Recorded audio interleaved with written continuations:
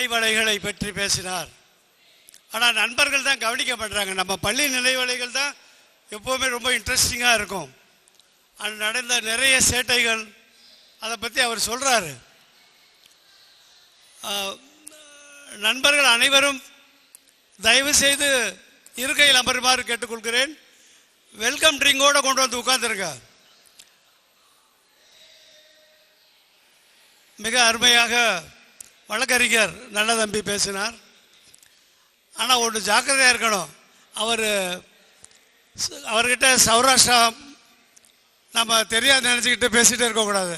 அவருக்கு சௌராஷ்டிரா நல்லா தெரியும், சௌராஷ்டிரம் நல்லாவும் பேசுவார். அதனால் ஜாக்கிரதையாக இருக்க வேண்டியிருக்கு. அவருக்கு தெரியாதுன்னு நினச்சிக்க கூடாது. உண்மையிலே கிரேட் தான். அவர் நம்மளோட இருந்து சௌராஷ்டிரம் கற்றுக்கிட்டார். சௌராஷ்டிரம் நல்லா பேசுவார். ஆனால் ஒரு வார்த்தை தான் பேசினார். பேச சொன்னால் நல்லா பேசிடுவார். அடுத்தபடியாக நம்முடைய பேராசிரியர் எம்பிஎஸ் பிரேம்பாபு, அவர் சௌராஷ்டிரா கல்லூரி முன்னாள் இங்கிலீஷ் டிபார்ட்மெண்ட்டின் ஹெச்ஓடியாக இருந்து ரிட்டையர் ஆனவர். அவர் கொடுத்த தலைப்பு இன்றைய காலகட்டத்தில் இன்றும் அன்றும் நினைவலைகள். இன்றைய காலகட்டத்தில் அன்றைக்கு என்ன நடந்துச்சு, இப்போ என்ன நடந்துகிட்டே இருக்கிறத பற்றி நன்றாக பேராசிரியர் சொல்லவே வேண்டாம், நன்றாகவே பேசுவார். நம்ம எல்லாம் கவனிப்போம். நண்பர்களே இங்கே கேளுங்க, வாங்க வாங்க வாங்க. அன்பார்ந்த தலைமை குழு உறுப்பினர்கள் திரு ஓஎஸ் சூரியநாத் அவர்களே, டிஆர்பி குமரேசன் அவர்களே, engineer cum scientist KR Krishnamurthy அவர்களே, வழக்கறிஞர் நல்லதம்பி அவர்களே, ஏர்போர்ட்ஸ் அத்தாரிட்டி ஆஃப் இந்தியாவிலிருந்து ஓய்வு பெற்றிருக்கும் ஆழ்வாரின் நாயகன் திரு TSR மகேஸ்வரன் அவர்களே,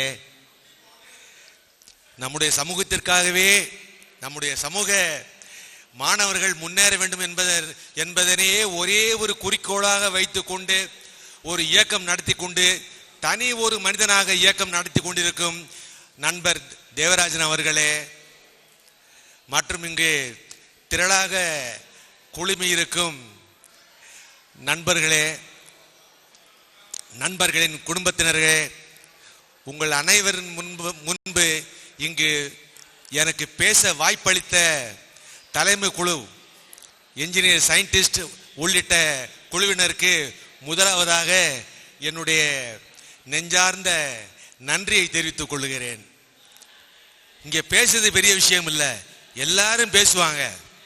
நாங்கள் நண்பர் KV பாலகிருஷ்ணனை பாருங்க, அவரை பேச சொன்னோம்னா நண்பா KV பாலகிருஷ்ணன், கோபாலகிருஷ்ணன், ஜீவானந்தம், இவங்கெல்லாம் என்ன காட்டிலும் அருமையாக பேசக்கூடிய ஆட்கள். என்னவோ என்ன பேச சொல்லி சொன்னோன்னா நான் கையை தூக்கிவிட்டேன். ஸ்கூலில் எப்போவுமே ஒரு வழக்கம் உண்டு, பாட்டு போட்டியில் யார் பங்கு பெற விரும்புகிறீர்கள்னா போதும் கையை தூக்கிடுவோம், பேச்சு போட்டி யார் கையை தூக்கிடுவோம், கட்டுரை போட்டி யார் கையை தூக்கிடுவோம். அந்த ஒரு வழக்கத்திலேயே யார் பேசுறீங்கன்னு கையை தூக்கிட்டேன் நான். ஆனால் இங்கே நிற்கிற பொழுதுதான் தெரியுது, இந்த அனைவருக்கும் பிடித்த மாதிரி குஷிப்படுத்துற மாதிரி என்னால் பேச முடியுமா என்ற சந்தேகம் வருது. ஏன்னா எப்போவுமே ஆசிரியராக பார்க்குற ஆட்களை பார்த்தோம்னா குழந்தை குட்டிகிட்ட இன்ட்ரடியூஸ் பண்ணுற பொழுது, அப்பா பாப்பா யார் ப்ரொஃபஸர் தெரியுமா, ப்ரொஃபஸர்மாங்க. ப்ரொஃபஸர்னா உங்கள் மிஸ் இருக்காங்க இல்லையா, அந்த மாதிரி எனக்கு மிஸ்ஸும்பாங்க. குழந்தைங்க பயந்து போயிடுவாங்க. அன்னைக்கு இப்படி தான் நம்ம சக்கரவர்த்தி சாரு அவருடைய பேர்த்தியோட வந்துக்கிட்டு இருந்தார். நான் கூட சொல்லி வச்சுருந்தேன், எப்பா நான் கொஞ்சம் ஜெர்மனு அதெல்லாம் படிக்கணும்ப்பா அப்படின்ட்டு. பேத்தி இன்ட்ரோடியூஸ் பண்ணி வச்சாரு. அந்த பேத்தி ஒரு மாதிரியா பார்த்துச்சு, ஆசிரியர்னாலே பயப்படுத்துங்க. அந்த மாதிரியான ஒரு நிலைமையில இருந்துக்கிட்டு இங்கே பேசுறதுக்கு கொஞ்சம் தயக்கமாக தான் இருக்கு. இருந்தாலும் ஒரு அருமையான தலைப்பை கொடுத்துருக்காங்க, அன்றும் இன்றும்ட்டு. நாம எல்லாருமே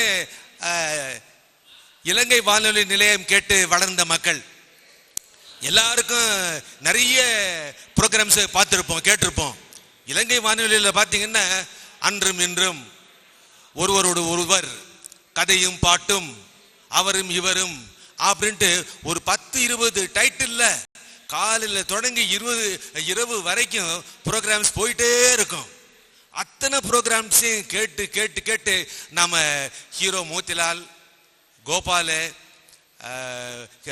engineering scientist KR Krishnamurthy, Devarajan, போன வாரம் பார்த்தீங்கன்னா ஒரு ரிஹர்சல்ன்ட்டு எங்கள் இசைக்குழுக்கிட்ட ஏற்பாடு பண்ணியாச்சு. எங்கே இசைக்குழு வர சொல்கிறதுன்ட்டு, எங்கள் வீட்டுக்கு வந்துடலாம், மேல் மாடி காலி தான், ஒரு பிரச்சனையும் கிடையாது, வந்தால் சத்தம் போட்டு பாடலாம், எந்த பிரச்சனையும் கிடையாது, எந்த பக்கத்து வீட்டுக்காரங்களும் தொந்தரவும் கிடையாது என்ற உத்தரவாதம் கொடுத்த பிறகு வந்து பாடினாங்க. பார்க்கணுமே, அடே எங்கப்பா, இது இன்றைய நிகழ்வு. அன்றும் இன்றும் பேச வந்த எனக்கு இன்றைய நிகழ்வா நான் பார்க்கறது, மோத்திலால் சார் இருக்காரு, ஹீரோ மோத்திலால் பாட்டோடு பாட்டா நிறைய வீடியோக்கள் அனுப்பி விட்டாரு. அந்த வீடியோக்களை பார்த்து என் வீட்டுக்காரமா சொல்லிட்டாங்க, இது படகுட்டி எம்ஜிஆர் பாட்டு இல்லையா அப்படின்ட்டு. ஹீரோ மோத்திலால் கவனிக்கிறீங்களா, உங்க பாட்டை தான் கேட்டாங்க. இப்படி அன்றும் இன்றும் பேசுற விஷயத்துல நேரத்தையும் பார்த்து பேச வேண்டியிருக்கு. அங்க கடிகாரமும் ஓடிக்கிட்டு இருக்கு, KRK மணி அடிக்க ரெடியா இருக்காரு. ஆகினால சுருக்கமாக ஒரு 2 விஷயங்கள் மட்டும் நான் உங்களோட பகிர்ந்து கொள்ளலாம் என்று விரும்புகிறேன். அன்று நினைக்கிற பொழுது என் மனசுல வர்றது எல்லாமே எங்க அப்பாவும் என்னுடைய தாத்தாவும் தான். என்னுடைய தாத்தாவை பற்றி நினைக்கிற பொழுது அவர் என்னுடைய தாத்தா மட்டும் இல்லை, அனைவருடைய தாத்தாக்களும் இதே மாதிரி தான் இருந்திருப்பாங்க. எப்படி? 2 4 முளை வேட்டி தான், சட்டையும் பனியனும் கலந்த மாதிரி ஒரு ட்ரெஸ் இருந்தது. அது என்ன ட்ரெஸ்ன்ட்டு பார்த்தவங்களுக்கு தான் தெரியும், பார்க்காதவங்களுக்கு தெரியாது. அதுல ஒரு பையும் இருக்கும், சட்டமாக இருக்கும், காலர் இருக்கும், ஆனால் அது பனியன் தான். அதுக்கு வெளியே போறப்ப மட்டும்தான் போட்டுக்குவாரு. காய்கறி கறி வாங்குற பொழுது ஒரு துண்டு போட்டு போவாரு, கறி வாங்குறது தெரியக்கூடாதுங்கிறதுக்காக. வருஷத்துக்கு ஒரு தடவையோ 2 தடவையோ விழா நேரங்களில் மட்டும்தான் அவர் முழுக்கை சட்டையும் வேட்டிய நல்ல பஞ்சகச்சம் கட்டியிருப்பாரு.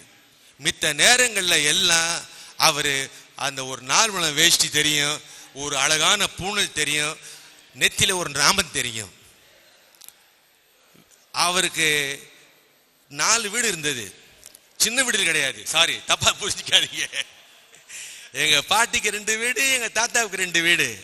ஆனாலும் அவருடைய வாழ்க்கை சிக்கனம் எப்படி இருந்ததுன்னா, குடியிருப்போர் எப்படி இருந்தார்களோ அதே மாதிரி தான் அவர்களுடைய வாழ்க்கையும் ரொம்ப எளிமையாக இருந்தது. இப்ப கிடைக்கக்கூடிய எந்தவித சௌகரியங்களையும் அவரு பார்த்திருந்தாலும் கேட்கவே இல்லை. டியூப்லைட் கிடையாது எங்க பாட்டி வீட்டில், வெறும் குண்டு பல்பு மட்டும்தான்.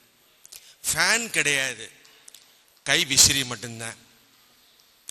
இதுவே இல்லைன்னா பிறகு எங்கே போறது? Washing machine, AC, fridge, mixie, grinder ஒண்ணுமே கிடையாது. இந்த எளிமையான வாழ்க்கையை வாழ்ந்திருந்தாலும் மிக மிக சந்தோஷமாக எப்பவுமே எங்க தாத்தா இருப்பாரு.